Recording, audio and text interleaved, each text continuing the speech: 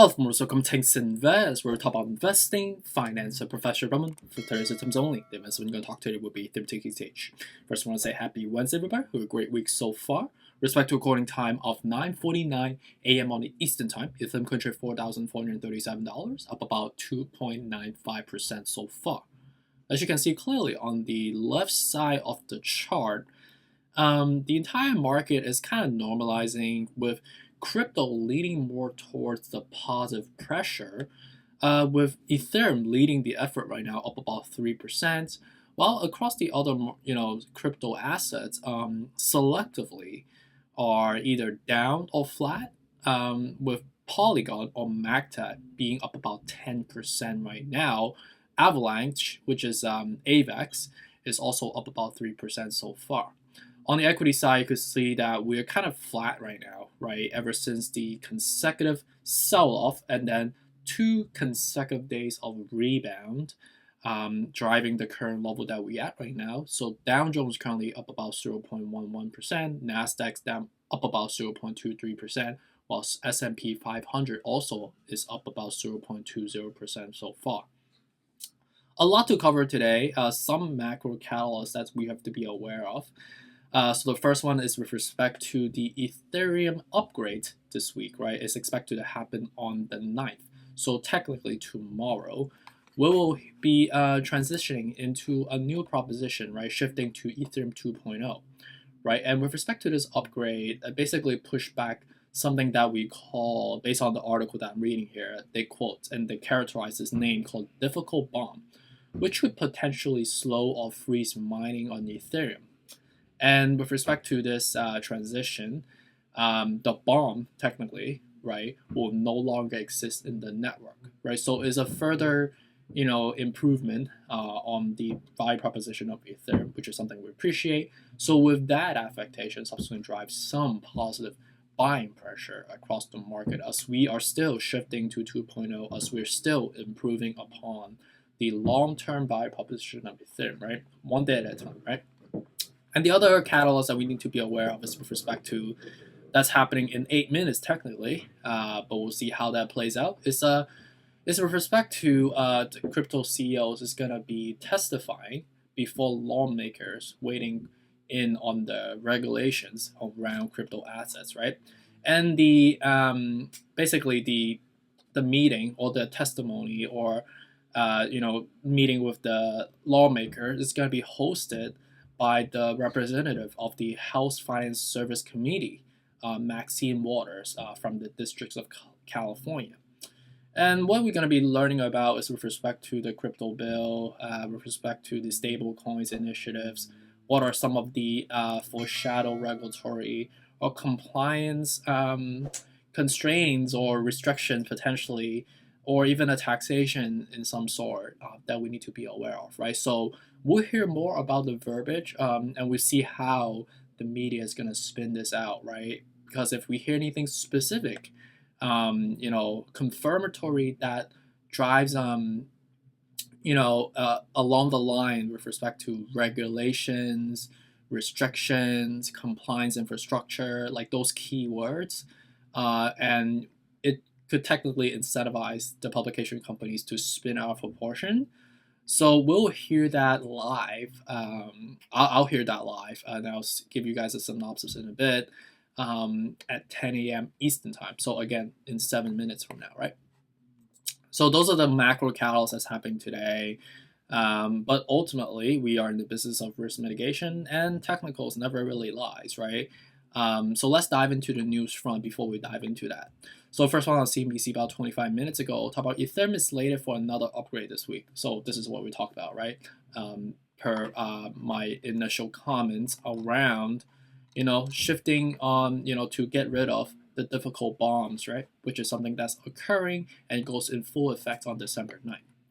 And then the other one on Bazinga about 5 hours ago, talk about with respect to a crypto fund called 3 Arrow Capital. Bought $400 million worth of Ethereum just weeks after the CEO slammed the coin.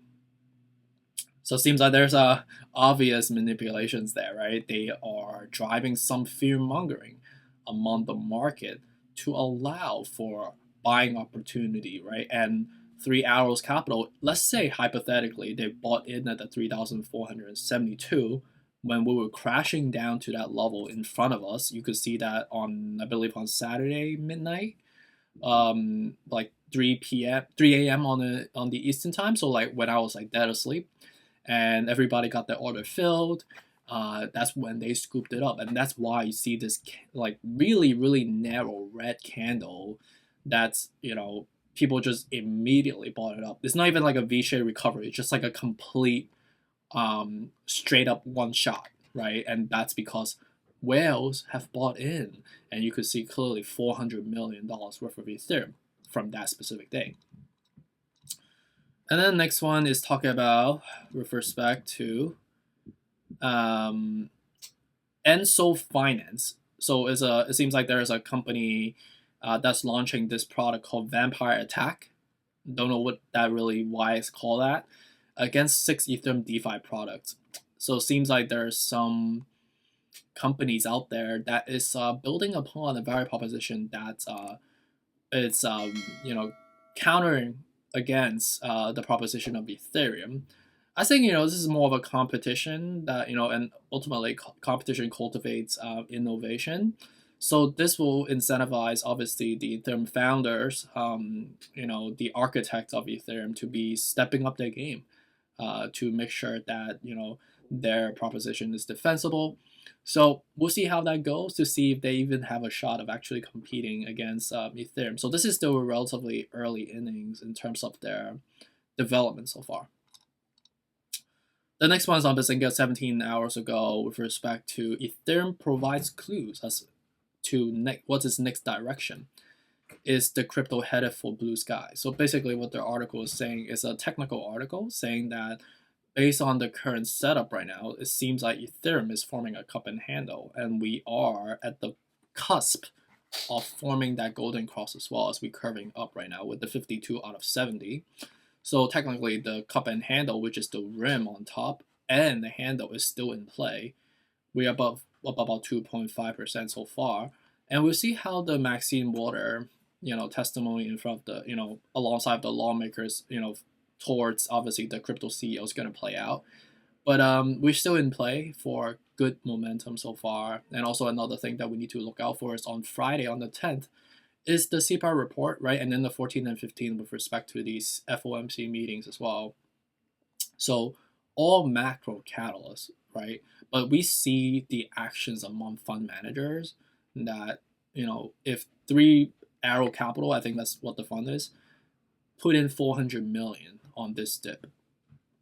That says a lot, and that gives a lot of gravitas and confidence into the market, right? Because they wouldn't buy on a dip, not at this sizable amount, especially if it wasn't technically the bottom, right? And we are in a bullish momentum. So we see how that goes, right? So right now I wouldn't advise you probably maybe buy a little bit Ethereum, but hold it for a long term. We are on the cusp of forming a golden cross. We're at a neutral level. So ideal if we break this, we could go up to above 5,000 and then 6,500 from here. So we see how that goes, right? So Bitcoin is still trying to reverse at the 36, so still oversold, I would say, in a technical perspective. We are sustaining above 50, which is a substantive level. That's why we're staying above 50, right? You could see how much consolidation we've had prior. So right now, just sustaining above the level that makes sense for long-term holders, right? So as we form that cross section upward, we're gonna see some surge, right? I think this could technically be a downward wedge. So we see how that goes as we further progress into the momentum. Right now, I think we are at still a relatively good versus reward ratio perspective at the moment. Dogecoin, still a buy, 32 out of 70. Still, we are reversing right now. So I think anywhere from the current level to to this like really lucky number 1302. Not a lucky number. This was just like a absolutely golden opportunity for you to incur the risk because it was extremely oversold for nonsensical reason, right? So I think right now is not a terrible level for Dogecoin. Cardano, same thing. I would say Cardano is still a buy within 145 to 134. It's still a dip. Solana down about 2.5% right now, anywhere from the 176 to 157. I think 157 is my personal sweet spot. 157, 133 to 113 is still the dip for us. XRP is currently up about 2.28%.